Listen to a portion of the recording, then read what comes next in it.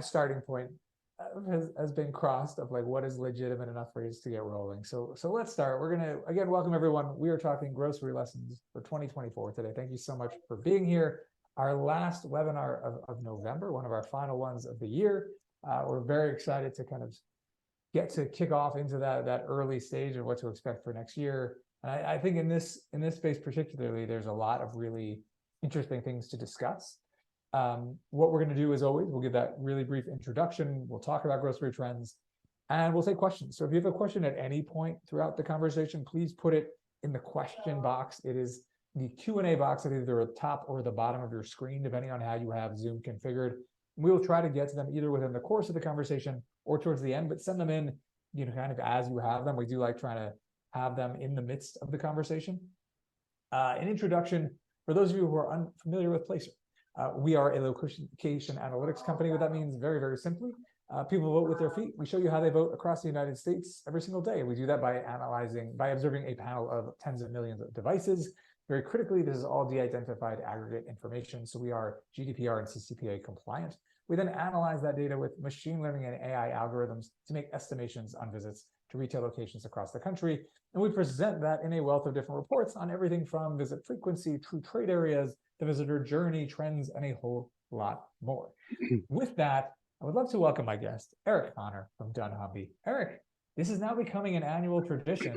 I am very excited. Thank you so much for being here. Yeah, very, very glad to be here and take part in what I hope is going to be a long-running tradition. Amen. It's Thanksgiving, our webinar, and then Christmas. Those are the big things for the holiday season. Yep. All right. Let's dive in, because I think one of the first things we have to kind of discuss is the landscape that we've experienced this year. So it has been relatively flat in terms of visits when we look year over year, a little bit of peaks, some minor valleys, like nothing crazy. We're talking about all within 1%.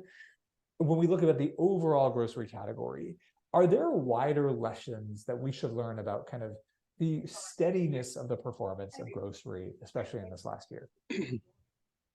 Yeah, for sure. And I think, visits is one of those foundational customer metrics, sort of beneath sales and beneath market share, that we dunnhumby like to look at. And just a brief bit of an introduction, I should have mentioned at the beginning, dunnhumby, company I work for, one of the world's first customer data science companies, and we have software and consulting services that help retailers and CPGs really collaborate to better meet customer needs. And so we're really focused on foundational customer metrics. And while visits are flat and actually sales growth is up for the market around 2.5%, most of that is due to inflation for most retailers. And if you look beneath the hood, those foundational customer metrics that have to do with units and units per visit especially are down for the industry. And I think really that is going to be a harbinger of things to come for next year. We expect much of the same. And actually, with inflation being even a little bit lower next year, what this means is potentially flat to just slight sales growth for the following year.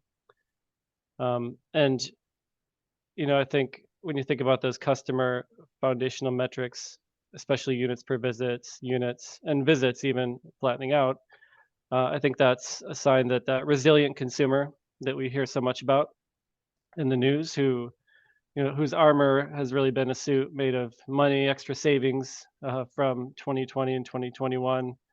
They've finally exhausted that this year. And there's a lot of other pressures put on them by the lapsing of government programs and higher credit card debt. So I think there's going to be even bigger challenges next year. I mean, it's a super interesting take, and I think kind of already kind of triggering ahead. But let's before we kind of dive into the challenges, I think one of the things that I think has given us more of a positive outlook is when we look at kind of that pre-COVID context still, and we still see even now that sustained visit lift compared to that pre-pandemic period. How do you, when you're looking, especially when you're looking now, years later, understand the gains that were made, and then also the capacity to sustain those gains.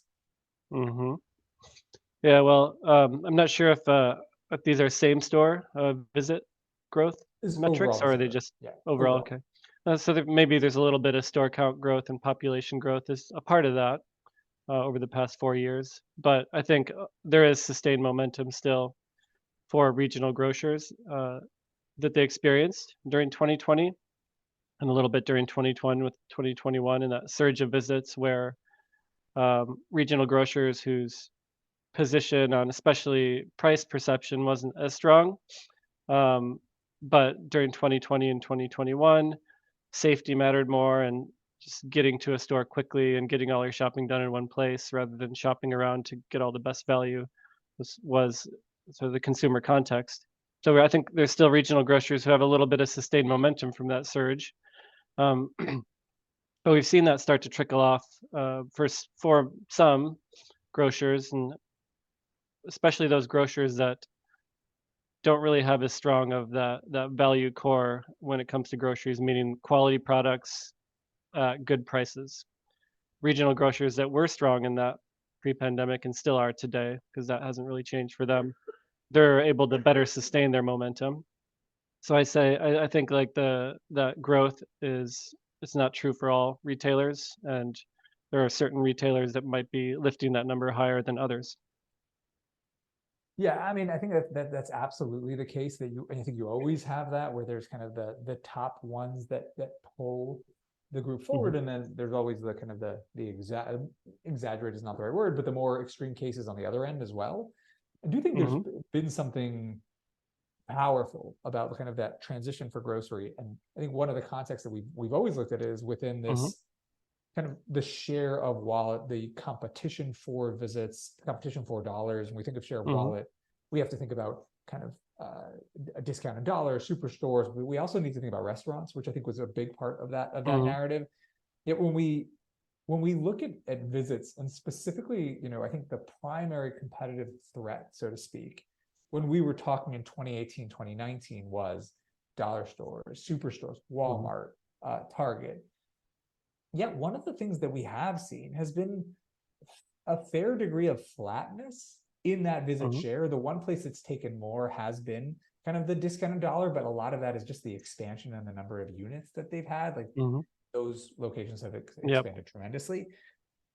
How do you understand that stability within this metric? How important do you think it is? And how do you fit it within this wider understanding of the competitive threat that these segments bring to the table? Hmm. Yeah, great question. And I think it's an important, I guess, metric that reflects sort of a pause in the decades-long decline. If we looked at this same metric probably 30 years ago, groceries would have been maybe around 70%, and those others would have totaled to 30%. And there's just been a steady erosion of the supermarket format, when I say grocery, over the past 30 years to the point it's at today, which is around 40% of US sales. I hear 44% of visits. So um, roughly in line with other data sources we look at.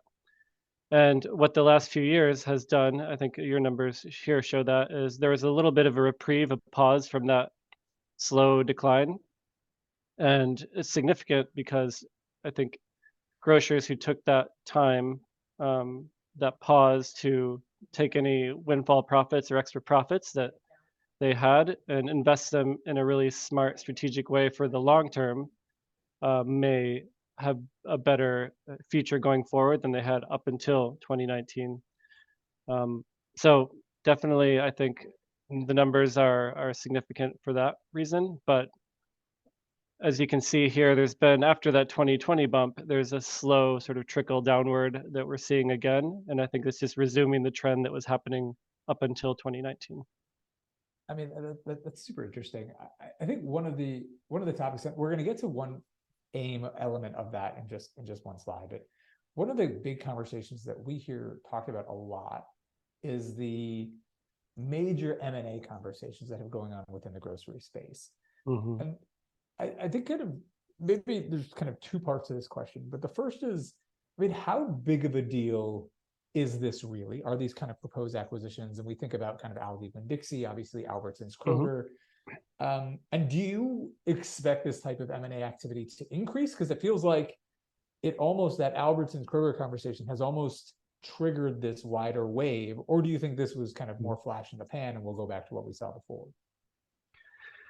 Yeah, I feel like if it was I guess, a normal year next year, as far as where interest rates have historically been, at least the last 20 years, I would say that we would expect probably more reaction to the Kroger Albertsons merger than we've seen so far, just because the cost of financing mergers wouldn't be as high, and companies as of like a couple of years ago had a lot of extra profits to figure out where to invest. So that situation seemed to align to, okay, we should see more mergers, especially in response to Kroger Albertsons. But with interest rates ticking up, I think, and slower growth really expected for next year, I don't know if we're going to see as many responses as we normally would have.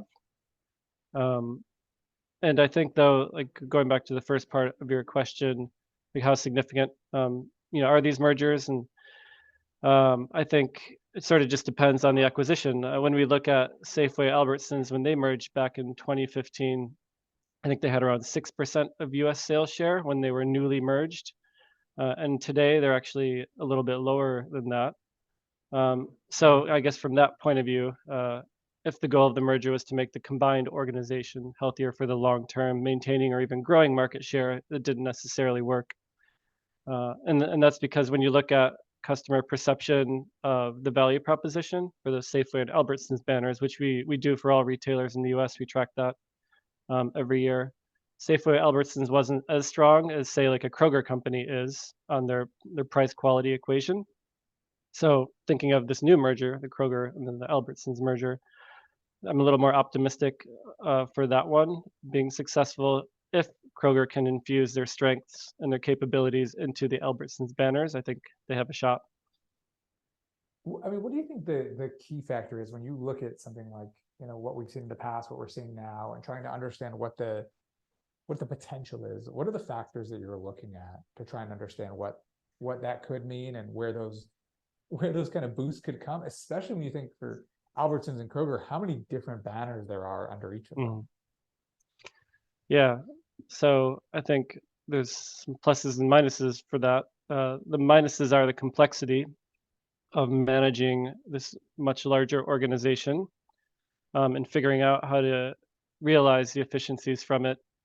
That's going to be more difficult, say, than the merger of Aldi and Winn-Dixie, where Aldi can focus really their merger-based execution on a specific geographic region, sort of one banner, get to really know one customer base and the competitive landscape within that um, specific footprint, and just how to respond to all of that.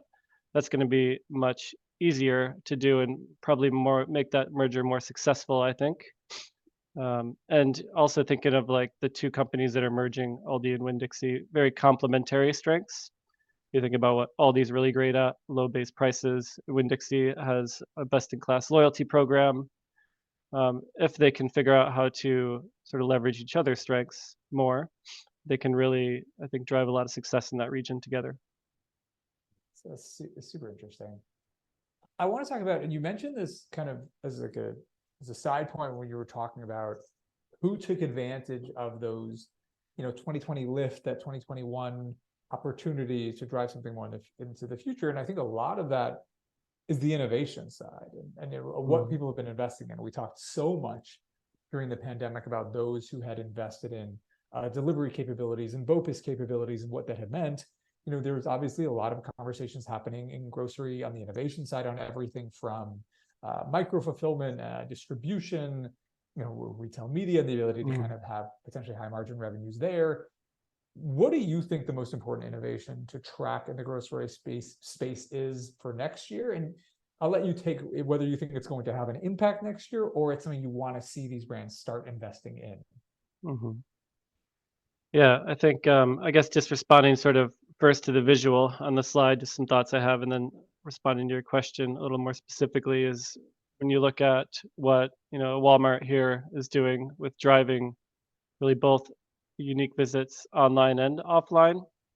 What that allows them to do is just have more data on their customers. They have more of an understanding of the customer journey.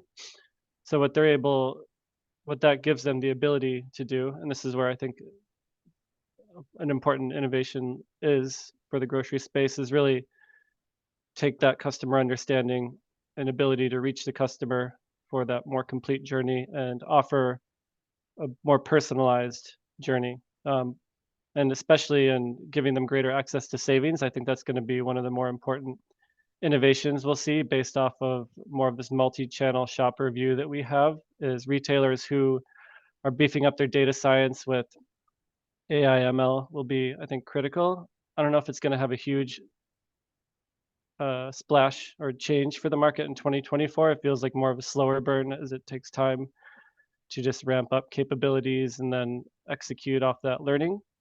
But I think any incremental innovation related to personalization, especially saving customers money, is going to be really important. And I know retail media is mentioned on this slide, and I think obviously potential to be disruptive too from a profit point of view for a retailer. But from a customer point of view, which is sort of how I view the market, there's potential for it to be disruptive, for better or worse. Um, it gives us more ways to reach a customer, a CPG or a retailer. But I think the greater the number of ways to interact with the customer, the greater the burden is on relevance, which then just again goes back to any incremental innovations that a retailer can push forward and data, and then acting on that data, I think is what is going to, over the long term, really make a difference. I mean, you make such an important point. I think one of the things that's always been fascinating to me as a marketer, as someone who kind of uses a lot of these channels, is some of the mythology that exists around personalization and how capable we really are of personalizing. And I think the simplest and sometimes the best example is if you've ever gone to like a website to look for a hotel in a city. Mm-hmm. If you 6 months later, you'll still see ads for, hey, do you want a hotel in New York? What about this hotel in New York? And that might be great if I travel to New York all the time, but it's Yeah. not really personalized. It's Mm-hmm. I did something and therefore I must want that thing. And sometimes there's slight iterations on that, but there's this growing understanding of the advertising we do needs to be much more value driven. And I think specifically in the physical store, there's an opportunity to not be to create obstructions to the journey, right? How do Mm-hmm. you make this blend in? And I think one of the great ideas that I had heard this year in having conversations like this was we need to make sure that the physical retail media network, as opposed to the digital version, is Mm-hmm. oriented towards making the physical space better. So Yep. don't give me QR codes that take me into my phone when I'm trying to be in the store and I've got two hands on the cart and I'm not holding my phone all the time. Mm-hmm. Like these are the types of experiences we need to be focused on.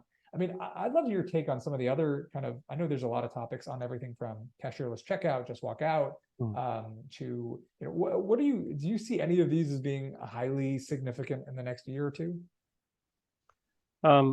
I think anything that relates to saving customers time is, yes, important to people, but in a world of trade-offs, I think where what's really moving the needle for retailers over the long term with customers, growth-wise, market share, emotional connection with shoppers, is that really that core of the grocery shopping experience, which is buying, the products they want at the quality levels they want for the prices they want. Time savings is a nice to have for most people, whereas the must-haves are meeting, my budgetary needs and feeding myself and my family with the food that they need. So those, I think, innovations are nice around the edges. But I think what we've seen from Amazon Fresh's physical experience, which earlier on focused really a lot, I think, on emphasizing the just walk out technology, or the at least the smart carts. But at the same time, we're having some issues with the core of the grocery operations. It got off to a slower start than expected, and I think they realized that, and they're addressing it. I mean, that just goes to the fact that I think like cashierless checkout, smart carts, just walk out are more just window dressing to really what the core of the grocery experience is for customers, and that's just meeting their basic needs, food, feeding themselves, and not breaking the budget while doing so. Yeah, and feeding themselves in a good way. I think again, I think there's a fundamental misunderstanding of what convenience means to a customer and what are the trade-offs that we're willing to do. I think sometimes we view convenience too simply. It's about speed. And it's not always about speed. It's about, can I get the thing I want? Even, and we'll kind of switch to this now. Even value. Yeah. Value is very much an orientation towards, is it the price I'm willing to pay and how good the item is. So you can get a high value item, that's still expensive. It's a slightly different perspective. So I think one of the things that we talked about a lot is how significant value has been this year. How do you think value is going to, what role do you think it will play in the coming year? How do you think luxury chains are going to have to respond very critically? This isn't, when we're looking at numbers like this, it's important to note, and I'm saying this more to the audience than you, obviously, Eric, is these are year-over-year numbers. So we expect to have a decline as the comps were to periods where they had already expanded locations or had already seen so much strength. So even when we see slight declines or smaller growth, it's still growth. That's the important thing, as they kind of had the comps to like more difficult periods, especially when we think about early in the year when we were comping to periods that had very significant economic challenges and still not feeling COVID elements as well. Yeah, well, I think like in the case of Aldi, the growth that they experienced this year isn't far off of the growth that they've experienced most years the last 10 years or so. So they're just a really strong operator in all environments. And what I think that really speaks to is just value as a lasting truth for grocery is something that sort of guides customer decisions on where to shop and guides which retailers are rising and falling. And we've seen that the past century in grocery. The formats that sort of knocked the previous formats off the top of the perch or took a lot of their share were always formats that offered more savings than the previous. Even the supermarket rose to prominence because it offered more savings than, say, the specialty store or the independent grocer. And then the newer formats of today have eaten away from supermarkets because of value. And so that's why I think value is just sort of a lasting truth of grocery and going to be one of the guiding factors in reshaping the market.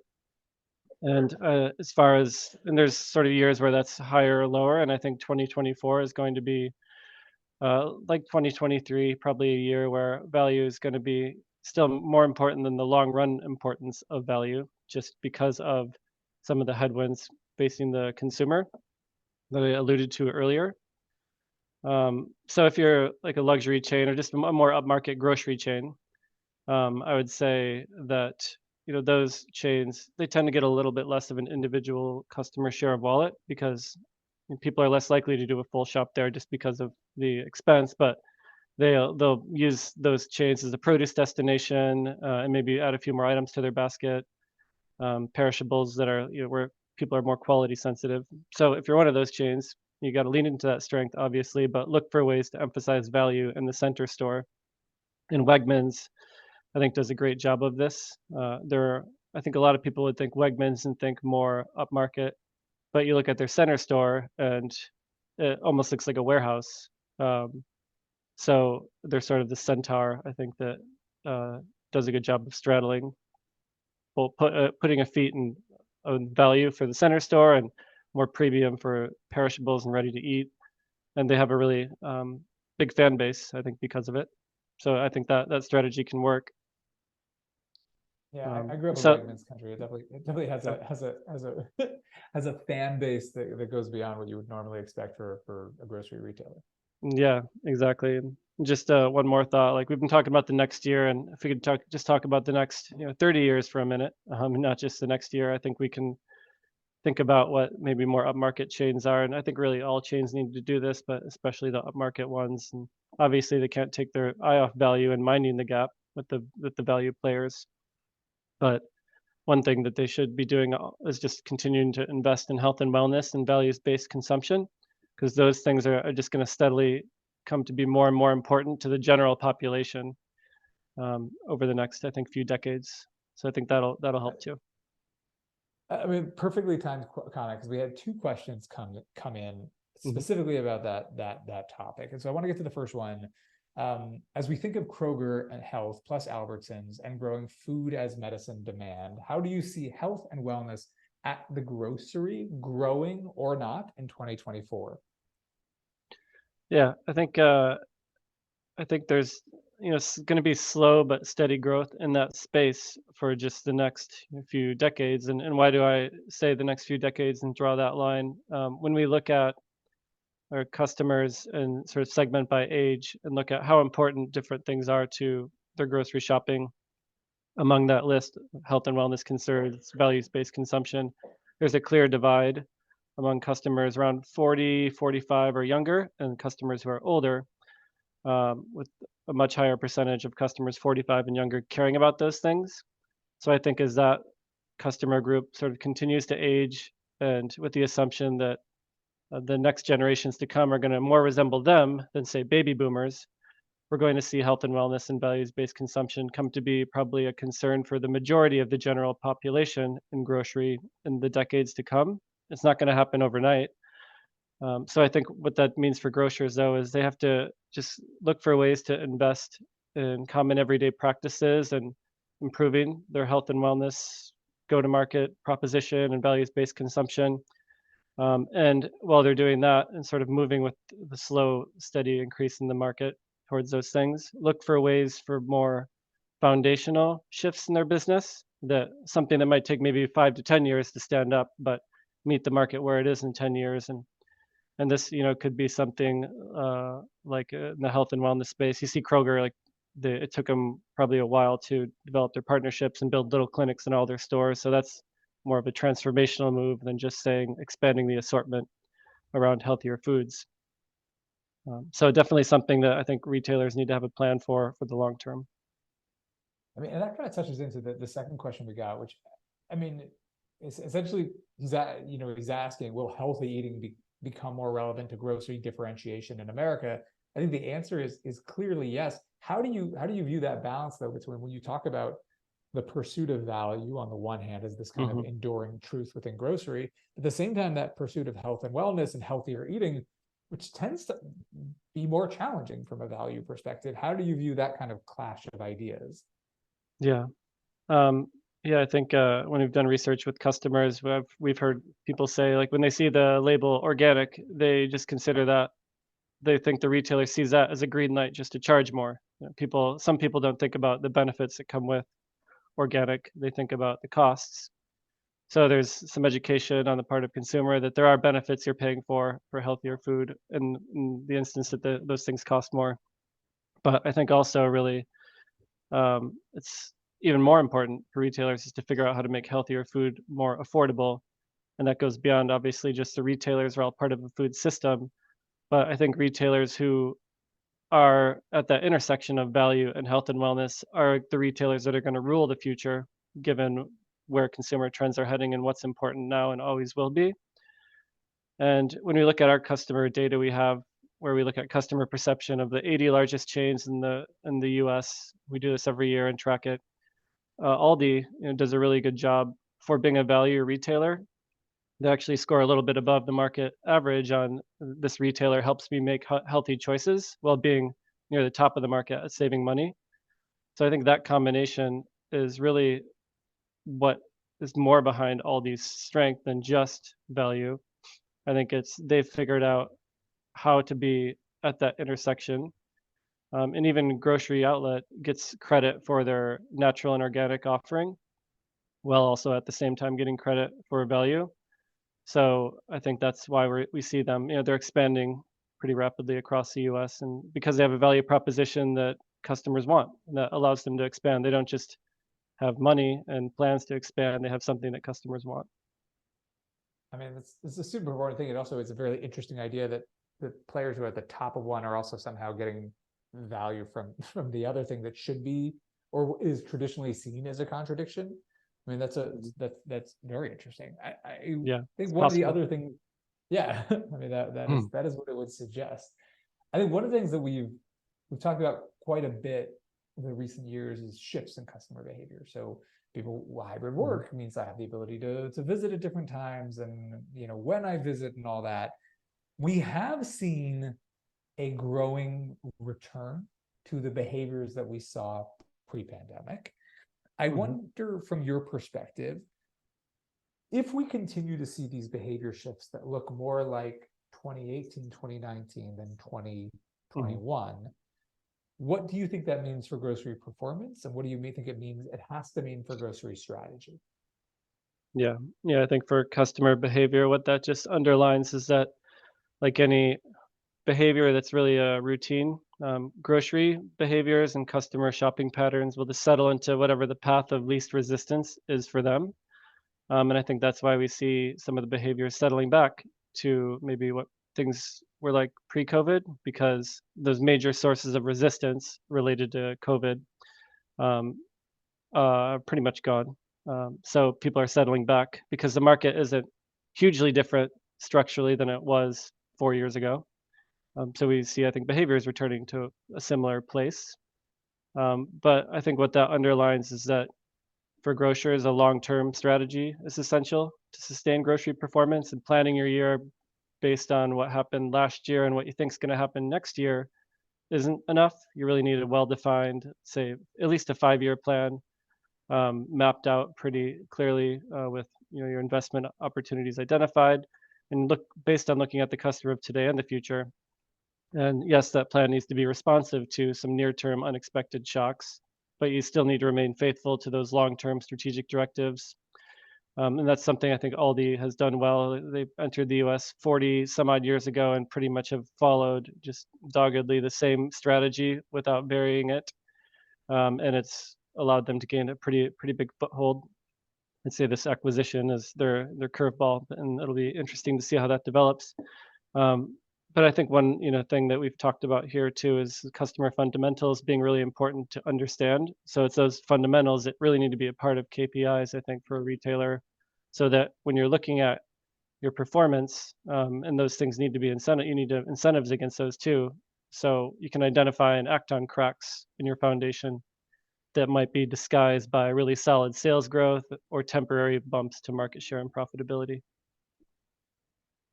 I think we had a couple of questions come in on behavior specifically.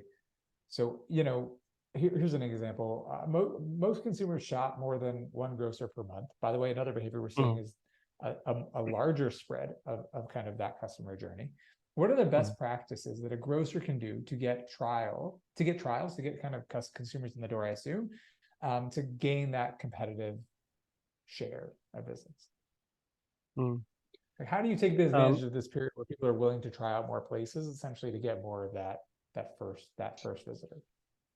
Yeah, well, the first visit, it's obviously comes down to marketing outside of your four walls, and having a better product inside your four walls or your virtual aisle. So and that's where dunnhumby, our specialty is more in understanding your current customer and how to really go from getting a smaller share of that customer's wallet to a larger share.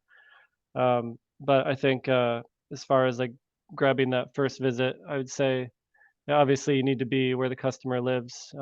That's really important for grocery. I think we see that the average customer kind of stays within a 3-4 mile radius, and if they're in a more populated area when picking their grocery stores. Obviously, that radius is bigger if you're more rural.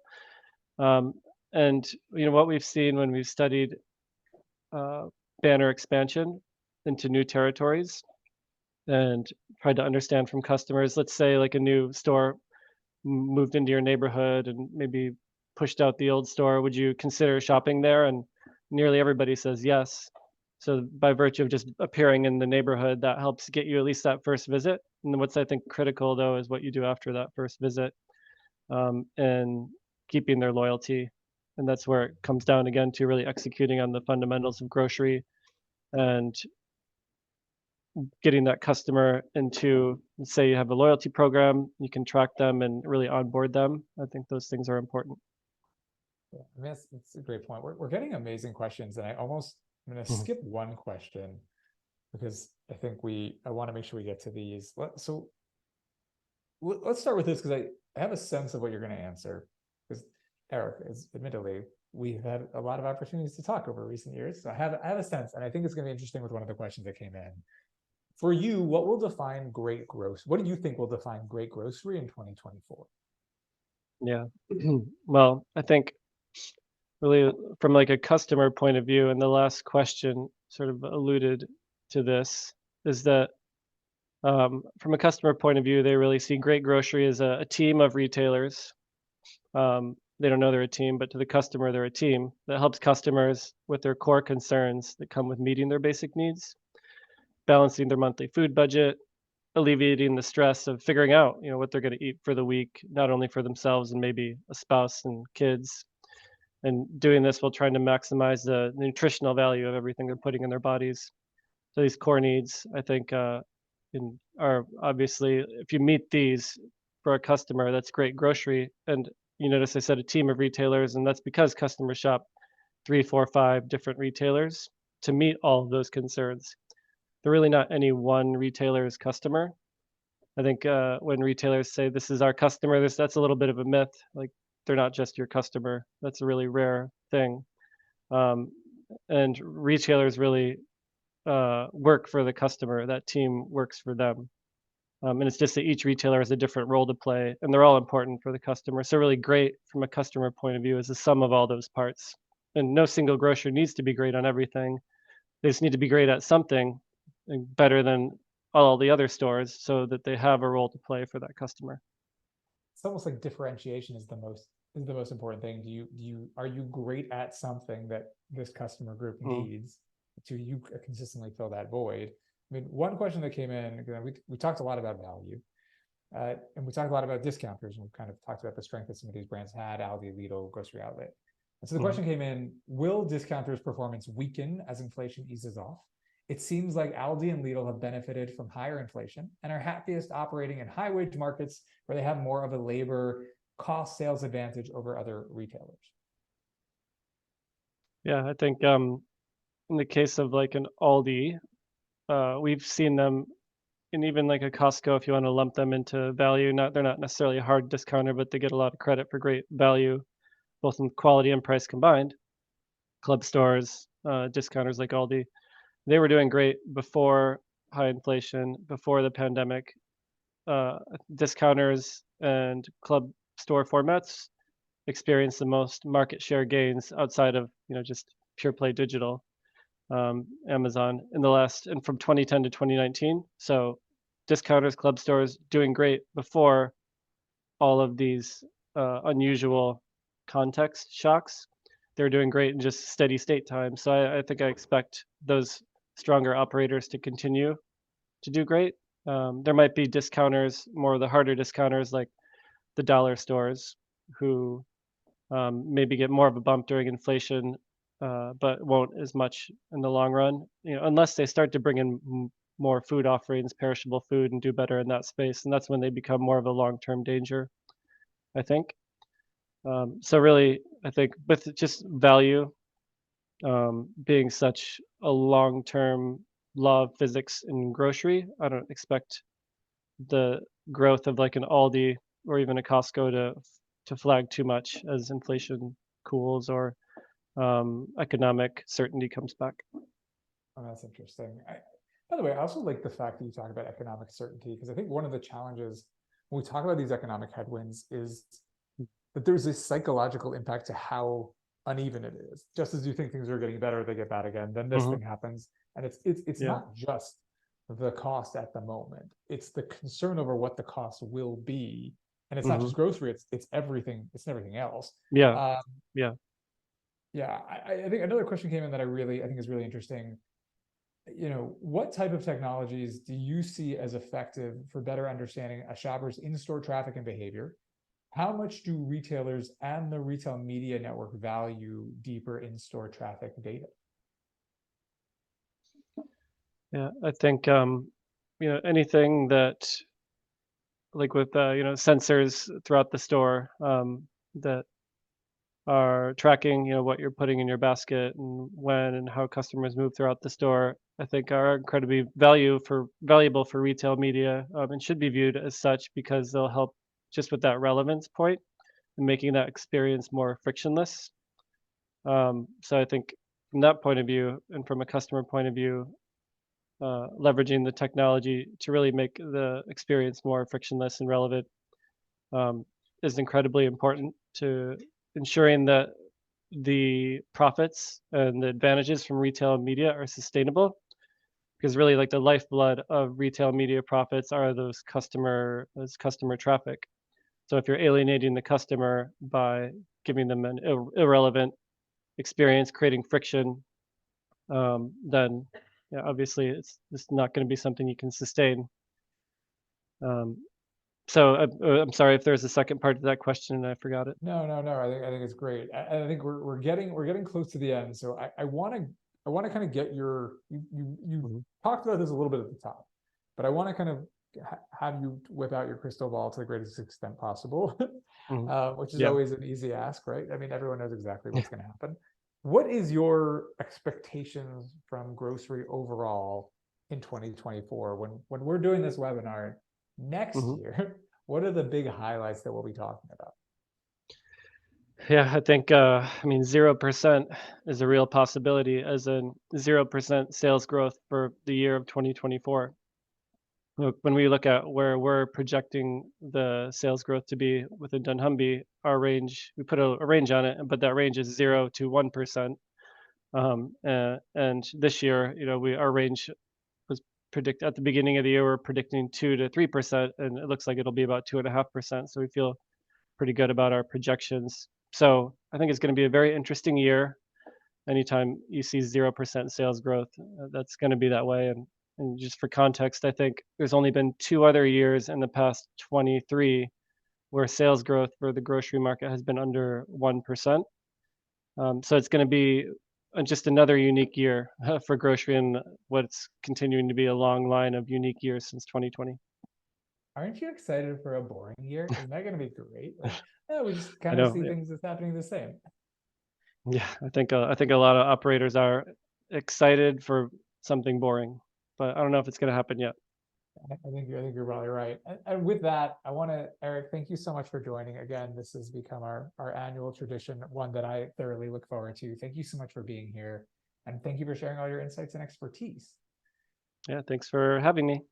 And thank you everyone for joining. Our next and final webinar of the year will be December 19th for our annual Retail Trends webinar. Please join us. It's one of my favorite conversations. Thank you so much for being here. Thank you again, Eric.